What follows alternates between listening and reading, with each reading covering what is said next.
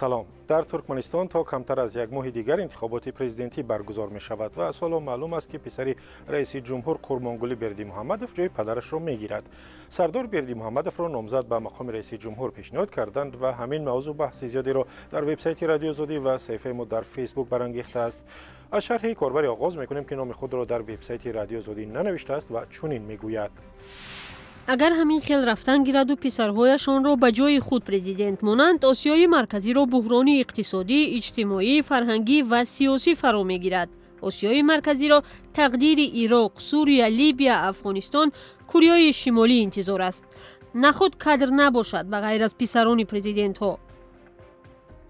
این شهر را از کاربر دیگری گرفتیم که خود را نظرسنج نامیده است و او میگوید که شاید سبب جدی باشد که قربانگلی بردیمحمدوف را مجبور کرده است کرسیش را به پسرش بدهد. شرح نظرسنج چنین است: این نوع جایگزینی عاقبت ندارد، فقط برای تستر خلاص شدن از پادشاهی اویلوی زمینه خوب میگذارد. عاقبتش به خیر باشد. احتمال دیگر آن که ترکمنباشی کلونی گرفتاری یگان بیماری است، وگرنه این خیل‌ها منصب را به آسانی نمیسپارند. یا واقعه‌های قزاقستان کمک کرده است. در این صورت چنین عوض کردن جای بیفایده است. در واقع رئیس جمهوری ترکمنستان قربانگلی بردیمحمدوف گفت که بعد 15 سال کار به حیث رئیس جمهوری کشور به سن پیغمبر رسیده است، خسته شده است و می‌خواهد مدیریت کشور را به دست رهبران جوان سپارد. پسر قربانگلی بردیمحمدوف 40 ساله و خود او 64 ساله است. اینجا شرح کاربر دیگری را می‌خوانیم که خود را تاجیک ترکمنستان معرفی کرده است.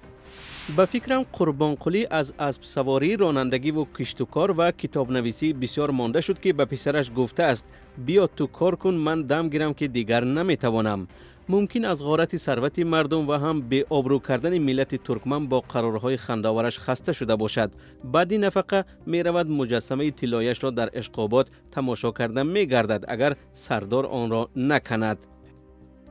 یک کاربر دیگری وبسایت رادیو آزادی هم با اشاره به آن که فرزند امامعلی رحمان رئیس جمهور تاجیکستان رستم امامعلی نیز حق دارد به مقام رئیس جمهور پیشبری شود نوشته است که در تاجیکستان هم همین نقشه طرح ریزی شده است.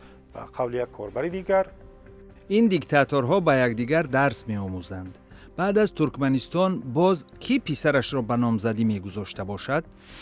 در این میان کاربری با نام هاشم ملیبایف در صفحه ما در فیسبوک نوشته است که در هر کار یک امر خیر نیز هست. شرح مختصرش چنین است: خواه از صحنه، خواه از ورزش، خواه از سیاست سری وقت رفتن به خیر میگویند. شما چی میگویید؟ در وبسایت ما نویسید که نشانش را اینجا میبینید. راه دیگرش نیز هست. در ویدیو کوتاه ثبت کنید و از طریق واتساپ و وایبر و ایمو و تلگرام به همین شماره تلفنی رادیو آزادی بفرستید. آزادی آنلاین به پایان رسید. تا دیدار در برنامه‌های دیگر.